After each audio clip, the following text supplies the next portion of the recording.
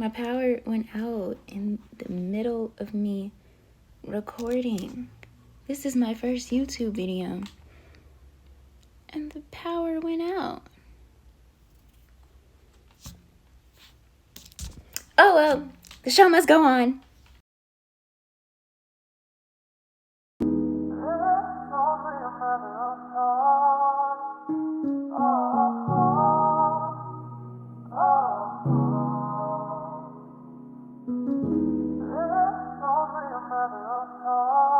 Hi guys. Okay, so welcome to my YouTube channel. I decided to finally start one, so let's get to it.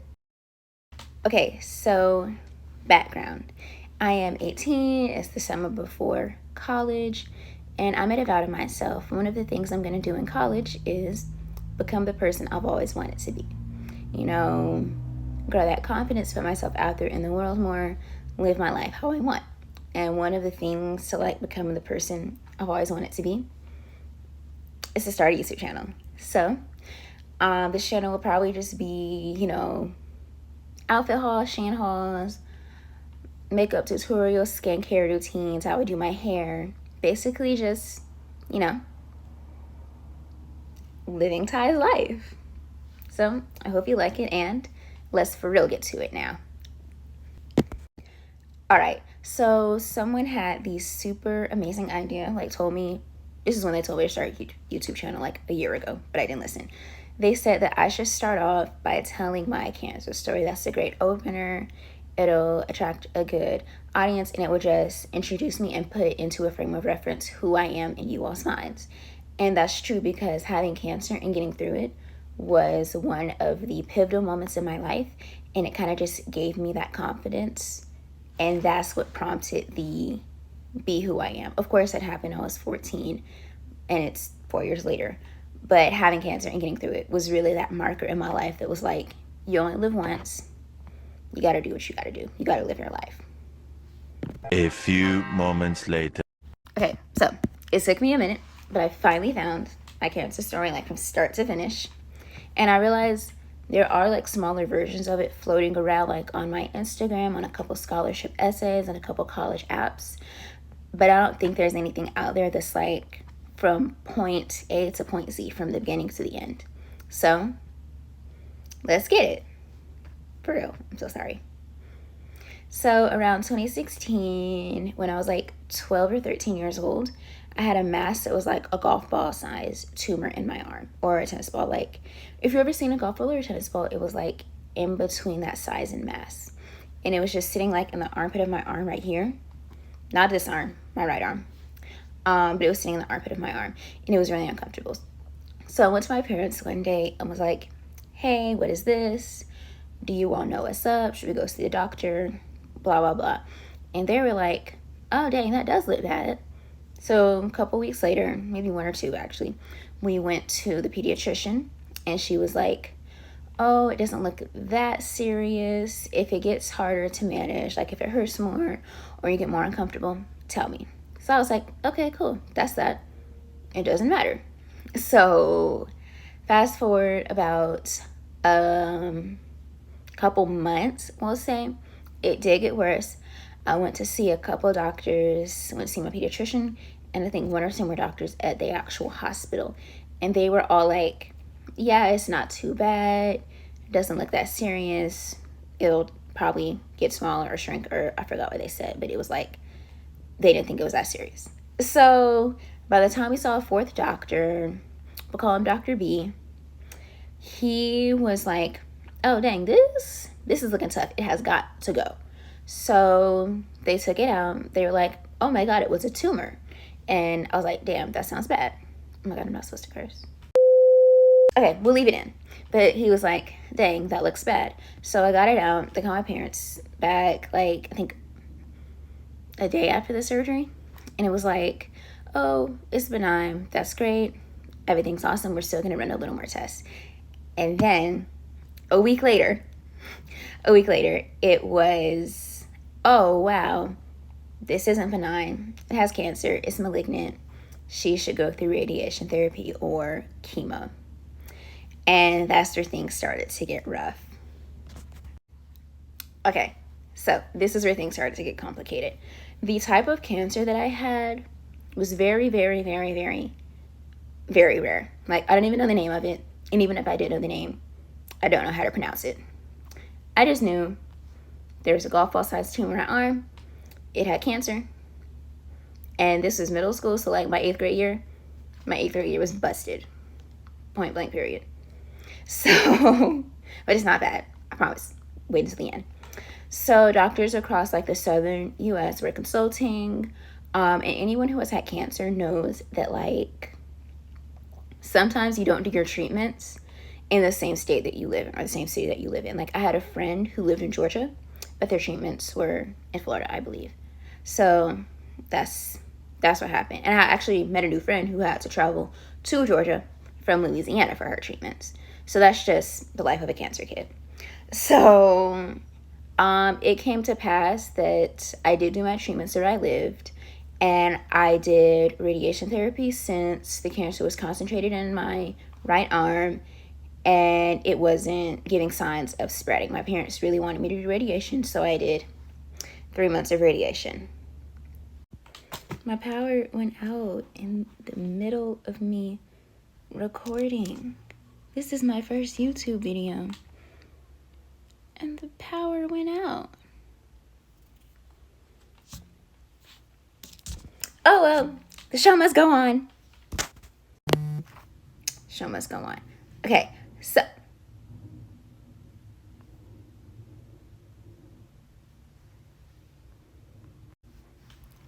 posting the flickering lights would be very unprofessional. But I'm still gonna do it because it's funny as heck.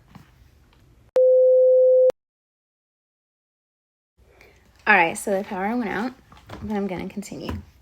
During radiation therapy, well, after the first surgery to get the tumor removed, I had nerve damage. So I couldn't bend my index finger like this or my thumb like that. So it could only up, down like that and up, down like this, which made it really hard to write.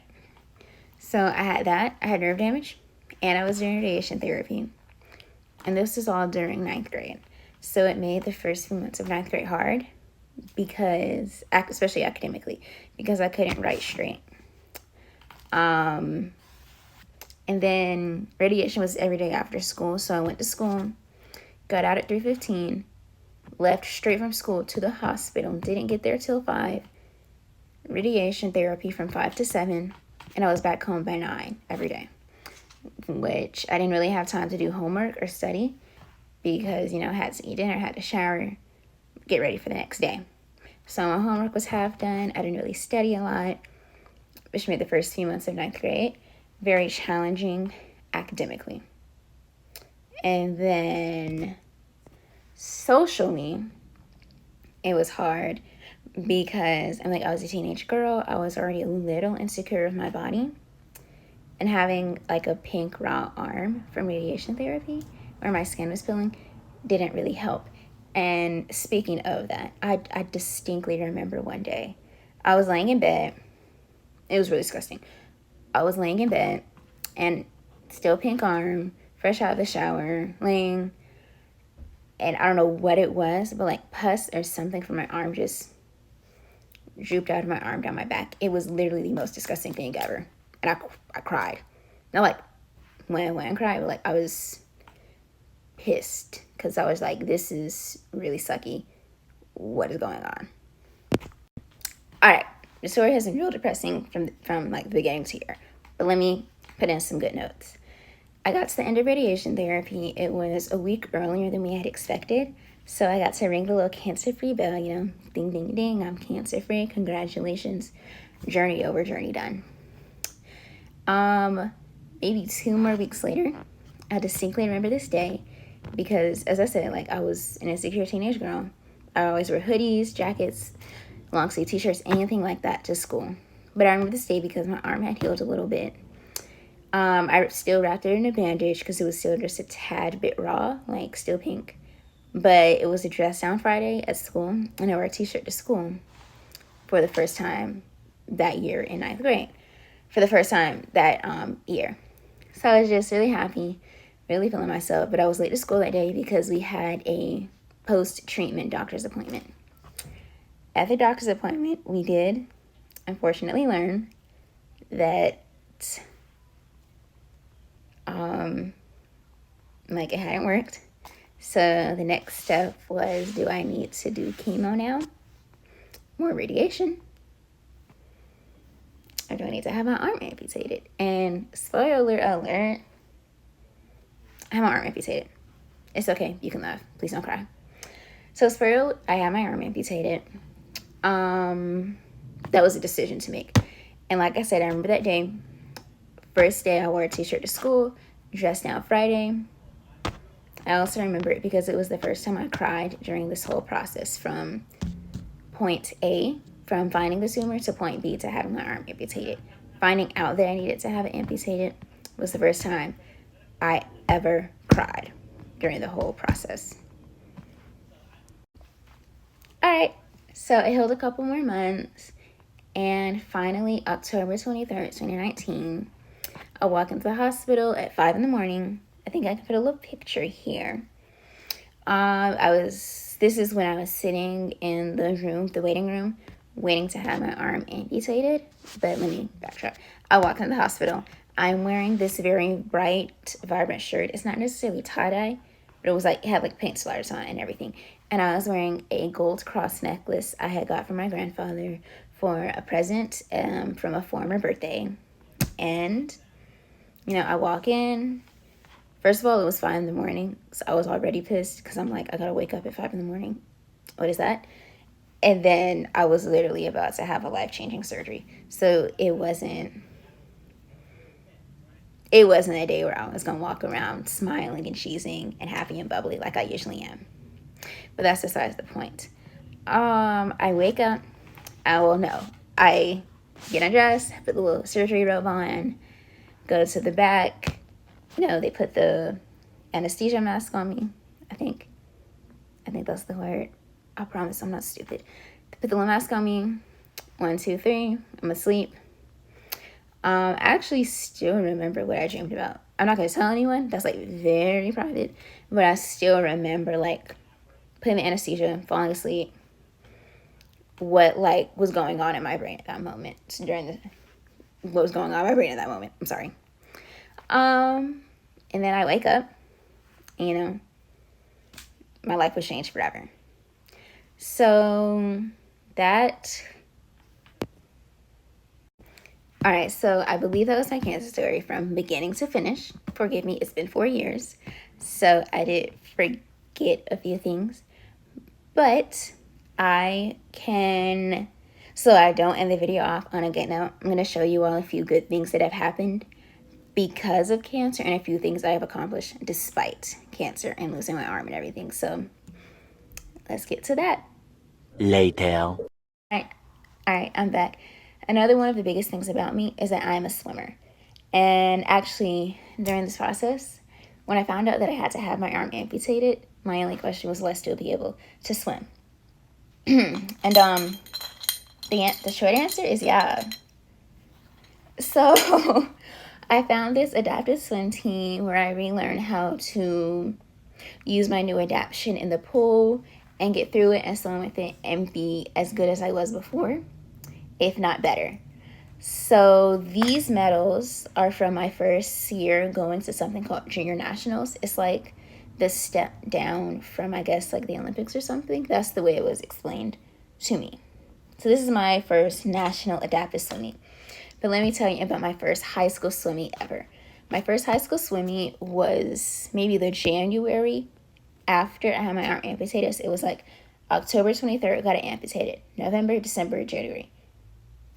3 months later, I was in the pool for my first high school meet. And of course, I had been out of the pool for a while. But like swimming is like inherent to me now, I guess. So I wasn't as good as I usually was. But I was still doing pretty well, holding my own. I was on a relay in one race by myself, I think. And those were only 2 races because I had been in the pool for 9 months. My coach couldn't really afford to put me in a very important race.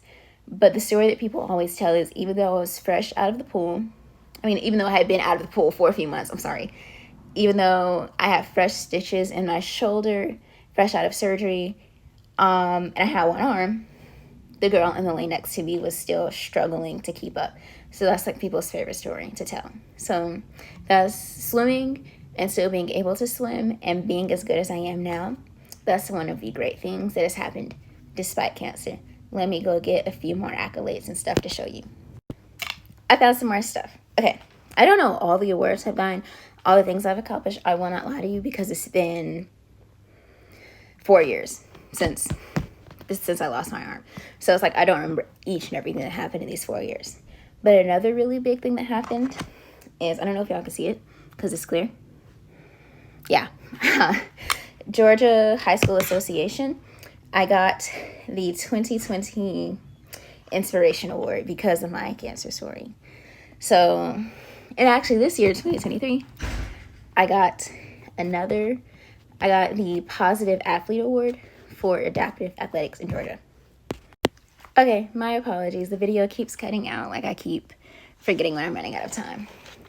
Another award that I am very, very, very, very, very proud of because of how hard my ninth grade year was academically and because of how hard I had to work to get the GPA that I have now and be where I am in athletics, and basically hard I've had to work the past 4 years to get to where I am at this point. Another what I'm proud of is something my school does. I'm a Clayton County was a Clayton County student, just graduated.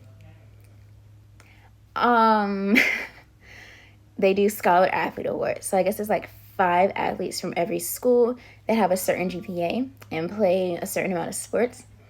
And you apply for it in my school. And I'm like, you say why you deserve it. So I actually applied this year and I got it.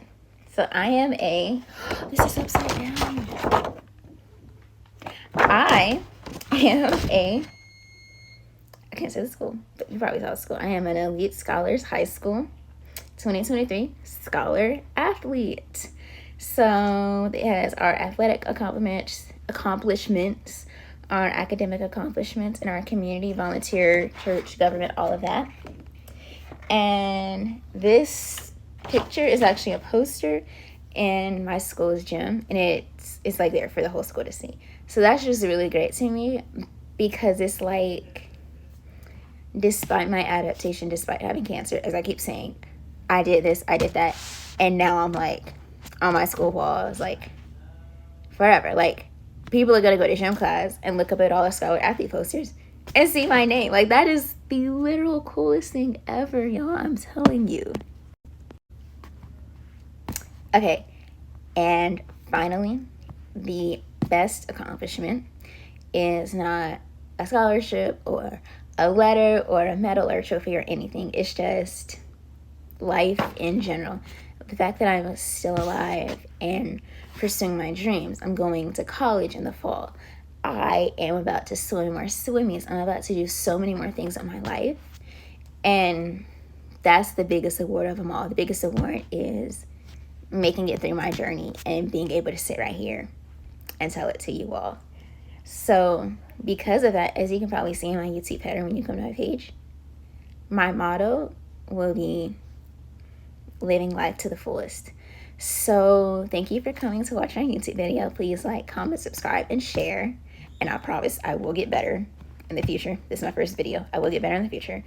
But comment, like, subscribe, share, anything you can do. And also the most important thing you can do is keep loving and living your life to the fullest. Thank you so very much for watching. Have a great day.